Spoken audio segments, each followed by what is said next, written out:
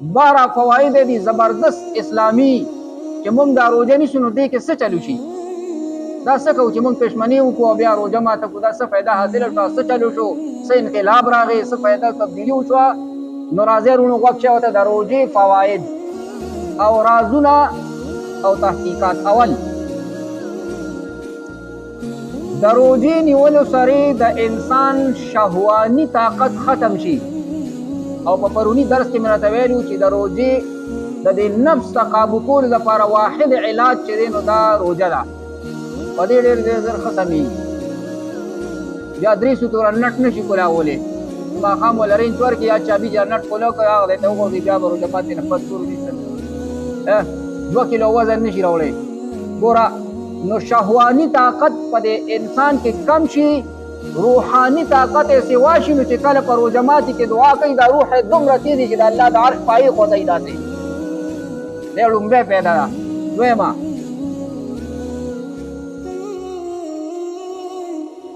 کله چې انسان خوراک او اسکاک بند کی الله په خوراک اسکاک کوي نه کوي دا رحمانی صفت دی چې په دې انسان کې راغې خوراک او اسکاک او شهوات بند کړه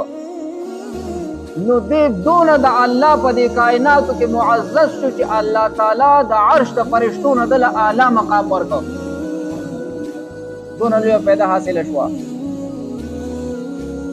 او د هغه مقربینو مشابه الله وګرځي. درېمه پیدا ډېره زبردسته ده مونږ یایو چې د غمونو او د پریشانو دنیا ده نو دا حقیقت دی. انسان چې کله پیدا شو د ده په دې خاوره باندې او په دې خټه باندې یو باران د خوشحالۍ شوي دی او یو کم سلفې د غمونو شوي دي نو پریشانۍ ډېرې دي او خوشحالۍ کمې دي. نو ګوره چې کله تا په لوږه باندې صبر وکړه په څه باندې او په تنده دې صبر وکړه نو دې کې الله د انسان ته یو چل ښیي او یو فلسفه ورته بیانوي چې په تا نور مصیبتونه راځي نو په هغې به هم صبر کوې څه به کوې نو بیا الله وایي زه د ده سره یم چې په هغه مصیبتونو دې صبر وکړو بادشاه وایي ان الله مع الصابرین او روژه کې انسان صابر شي وهو شهر الصبر آقا علیہ السلام حدیث کی فرمائی دا میاشت دا صبر دا. سلورم عیسائی تا و غیر مذہبی تا و اوے چی بائی منگ دا روجه نیسو نو دا دا دی دا پارا نیسو اللہ فرض کری دا چی پا خپل انسان اوگی او تگی او سوی لیوشی نو دا بل دا لوگ احساس و سر پیدا شی چی آو دی بل لهم تغم کول غاڑی او دقا ایمان دی دا سوی دا د صحابه تعریف دی وی اثرون علی انفسهم ولو کان بهم خصاصه بل ځان به نیمګړی پرېښودو د بل اریانه به روانه کړه دې ته ایمان وی دا ایمان د وس په حالت کې غوړ سړی کولی شي خو چې ته په خپله باندې کمزورې او ضعیف او بل درته فریاد وکړو تا د خپلې خولې نوړی په منځ نیمه کړه او دله دې ورکړه خپل هم د روزګار کمزورې د خدا بل دې ځان سره راکاږه چې راځه مړه ته راځه الله مالک دی نو دې ته ایمان وایي او دا سبق حاصلیږي د روژې نه دا د څه نه حاصلیږي چې په خپله سړی وکړي نو د بل د لوږې احساس به ورته کېږي که به نه کېږي. پنځم قیمتي وجه دا ده چې د روژې په وجه انسان د ګناه کبیره او صغیره نه بچي.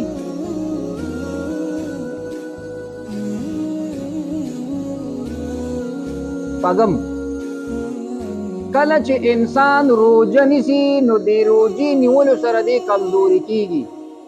تاسو کمزوري شوي یې که طاقت درکې راغلی دی د اخري روژو کې سړی رو رو رو رو داسې که نه کمزوري شي ضعف راشي نو دی عاجزه شي او کله چې انسان کې عاجزي راله دا د الله تعالی په انسانانو کې کامل انسان دی او الله عاجزي خوښوي تکبر نه خوښوي. وما هلکه وما ډېره قیمتي ده ټولې قیمتي دي مړه کله چې د انسان معده خالی شي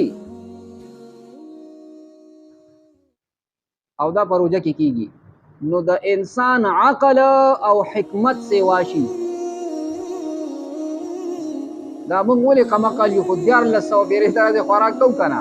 معده 24 غنټې ډکه هغه دماغ ولا دغه نه راځي کرنټ کوم چې د سمج او د دانایې وي صحابه څومره هوښیار خلک وو هغوی په نیمه ګېډه زندګي تېره کړې وه په 63 سال زندګۍ کې د دواړو جهانو سردار 3 منه وربشې وړنې دي خلاص کړې موږ تروړه څو ورځې کوو دا د وړو د بالغ عمره چې څو ورځې کوې کله کله داسې ځان هم دوکه کول پکار وي بس ما موړې نه مې کېږي ته خوړلې مې ده لفظ ماضي استعمالوه مخکې خو دې خوړلې ده که نو چې کله انسان معده خالي شي ذهن تیز شي او باطني سترګې د انسان کولاوې شي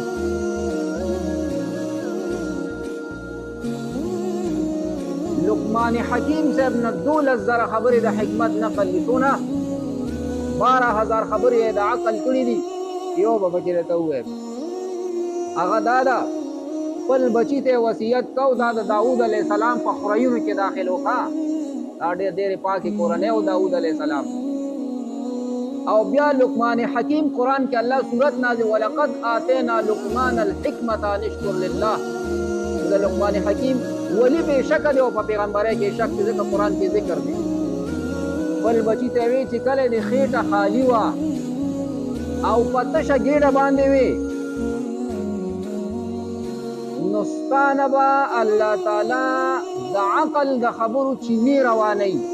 او چې کله د سهار او ماښام په ډکه ګېډه روټۍ خوړه نو وایي ستانه به عقل لاړ شي او دشمن به در باندې غالبه شي تاسو د عربو ډوډۍ خوړلې ده مړه انسان ته خپل ځان توله معلومه شي په یو ګیلاس اوبو دا سپې نفس نه دی دا سپې بس پکې 2 کجورې دې وخوړې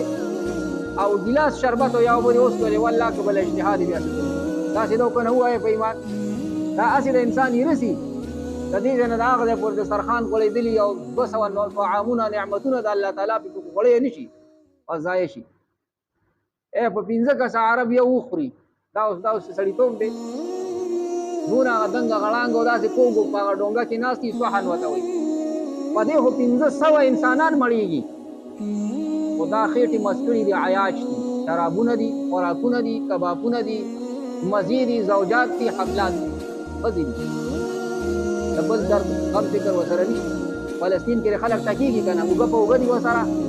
که دا 2 فوټه لښته ده داسې وخوځوله د عربو بادشاه په ټول اسلامي ممالکو کې مالدار دی او داسې که چې سم شی اسرائیل خو مړه یو موټي خلک دی دې له 15 مجاهدین ډېر دي خو د مسلمان نه غیرت پوتې دی په خپله عیاشو مستو کې سر دی بل ته یې وی نو بس وال بخرو رزق خوراک به د لخوان در نه کړي که د هغې حالات ولې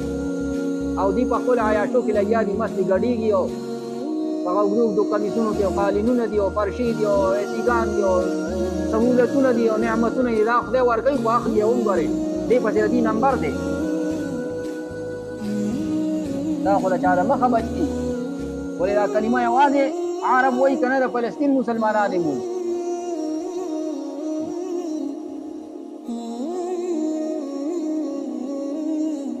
اتم چې دی روجا پټ عبادت دی روجا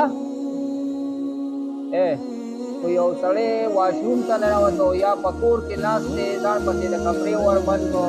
نو دا ټول خلک یې خو نه ویني خو یو لیدونکي ذات شته چې هغه ته بصیر وایي څنګه لیدونکی دی داسې لیدونکی دی چې په اومه ځمکه کې په تحت الثرا کې لاندې یو سور وړوکې میږې روان دی د هغه د خپو کشارې شماري اومه او ویني اوم چې دونه قدمونه یې واخیستل داسې یو لیدونکی ذات دی نو مړه تا داړ پسې ور باندې که الله پاک شرم نه درځي د مخلوق نه پټ شي نو د خالق نه چېرته ځي زمانه به کوم ځای پټېږي نو که یو سړی پټ فراز کا کوي او بار روزي چې یاره بس روژه خو ډېره سخته ده هسې د ټک ده دروغ نو دې پته لګي ټیپ به پې ته یقین کوه چې د روژه ده دا پټ عبادت دی د الله سره یو راز دی او دا نور عبادتونه ښکاره دي مونږ دارې لګیا یو تلاوت کوو ذکر اذکار کوو تفسیر کوو درس بیانو نه هم دا شیطان چې دی د انسان په دې رګونو کې دی منډې وایي ان الشیطان یجري من الانسان کمجرى الدم نو کله چې ته اوږې شوې نو د لوږې سره د وینې رفتار کم شي عیسایانو له غیر مذهب له داسې موټور جوابونه ورکې او دا به تا ته اله یادي چې ته د ماسۍ و لږ وخت وکاږي او نیمه ګنټه دا باقي 22.5 غنټې کوه که نه جونیانه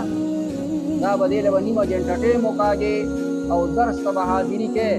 نو بیا ستا په مخ کې داسې انسان په کائناتو کې نشته چې هغه په روژه اعتراض وکړي او یا په دې باندې اکسپشن وکړي نو دا شیطان په دې وینه کې داسې ګرځي طاقت سرایت کوي چې کله د وینې رفتار کم شو په هغه کمه وینه کې دې تللی نه شي خود به در کې رحماني صفت پیدا کېږي او شیطاني صفت به نه وځي لسم چې دی نو داسې یو زبردست فرضیت دی چې الله تعالی په امیر نواب بادشاه غدا غریب په ټولو یو شان فرض کړی ده د دې نه ثابته شوه چې د اسلام تمام احکام په مساواتو او په برابرۍ دي پرې چمدې به نه کې او غټ او نری به هم نه کې د اسلام تمام فیصلې په مساواتو دي څنګه چې روژه په امیر نواب بادشاه غدا په ټولو یو شان فرض ده بیمار داسې مستثنا دی داسې وچې دی مسافر دی وچې دی وړوکی دی وچې دی نابالغه باندې نشته مسافر باندې نشته دغه شانتې ورپسې په مریض باندې نشته او یولسم چې دی نو دا ډېر ښکلی دی ښه خپل ژوند ته اوس وګورئ سم ښکلی ژوند تېروو مونږه زبردست د اول نه تر د اخره پورې بې ترتیبه روان یو د سارې کار ماښام کوو د ماښام هغه سار کوو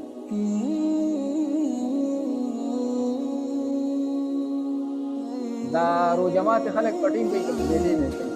داسې ورته حاضر جناب ناست دي چې چپچا لکه 2 منټه به اوس به بانګ را لکو ورشه لکه ګړی وګوره ته وګوره تا سره څه ټیم دی ما سره خو 3 منټه پاتې دي تا سره څو دي ما سره خو 2 منټه دي ښه ته ما دا 1 منټ مخکې ده داسې حساب کتاب کوي هر کار په خپل خپل وخت باندې پکار دی او چې نیک نو بس ټکرې به وی نو څومره حکمتي نقطه ده پېشمني په ټیم دی چې لکه د غرمې چا پېشمني کړې دی پیماني ووایې نه کوي که نه د پېشمني خپل وخت دی او دارنګې څنګه نو د هر کار دپاره خپل خپل وخت په ټیمې کوه نه به تنګېږي که بې ټیمه دی که نو بس بیا ګرځه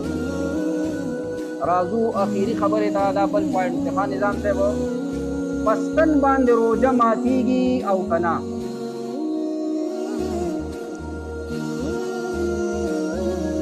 دا به لږه وچېړو ښه او ضروري ځکه ده چې دا پېښېږي دا مسله نو لنډ به درته ووایم پخواني عالمان چې وو نو په هغه ټیم کې ټیکنالوژي نه وه لیب نو لیب لیبارټري نه وه ټیسټ الټراساونډ نه و نو هغې د خپل عقل موافق یو خبره کړې ده که په غوږ کې چا دوایي واچوله یا په دماغو کې د سر وله چا مات کړی دی او د کټ په لټي به یووالی دی نو دا وایي د دې معدې او د دې دماغ ترمنځ یو لار ده دا پکې روانې یو معدې ته لاړه شي نو وایي د ده روژه ماته شوه د ده روژه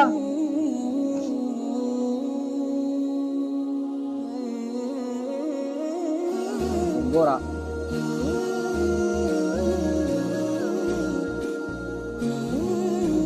چونکې دور نوی راغی او تحقیقات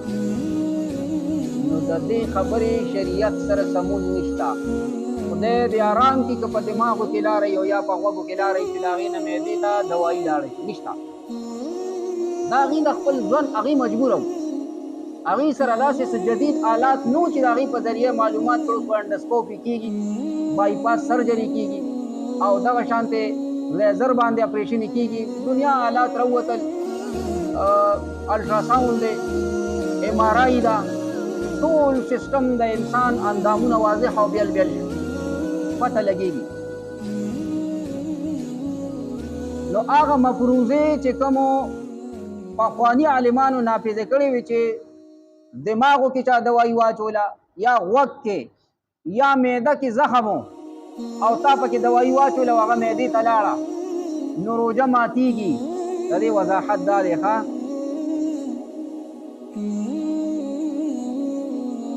وضاحت یې دا دی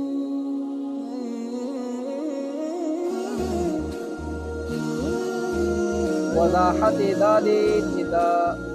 روژه ماتیږي په هغه څیز سره چې د پوزې په ذریعه باندې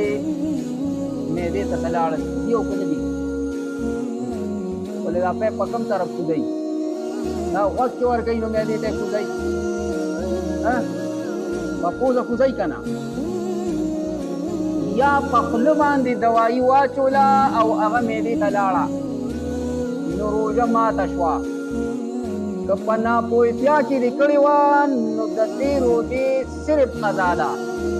او که نه پوهېدې او دا کار دې وکړو نو هم به کفاره ورکړې او هم به قضا راوړې وکړې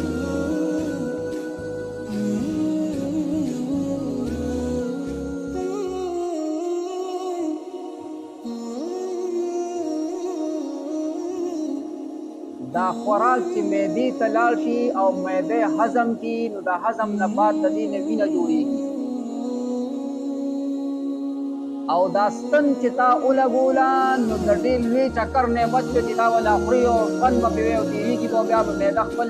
رننګ کوي او دا به هضم کوي او بیا به د هغې نه وینه جوړېږي او ستا صحت لپاره ډېر ډایرکټ انجکشن او خوراک کوي ډایرکټ یې وینې ته هغه مواد به ورسول کوم چې معدې ته د خوراک په ذریعه باندې پوهېږې په دې خبره نو الټی چې په انسان ولګي لیجل ډراپ وخېږي نو دا معده یخه کي د دې رګونو په ذریعه باندې معدې ته یخوالی حاصل شي هغه الټی او قبض سیسټم بلاک ودرېږي کېږي داسې که نه کېږي لہذا په ډراپ روژه ماتېږي نو د رګ په ستن باندې هم روژه ماتېږي رګ کې به نه لګې او که په مټ او یا په ټوټې باندې چا ستن وواله د دې معدې سره څه کار دی وایي دی او په الټو روژه ماتېږي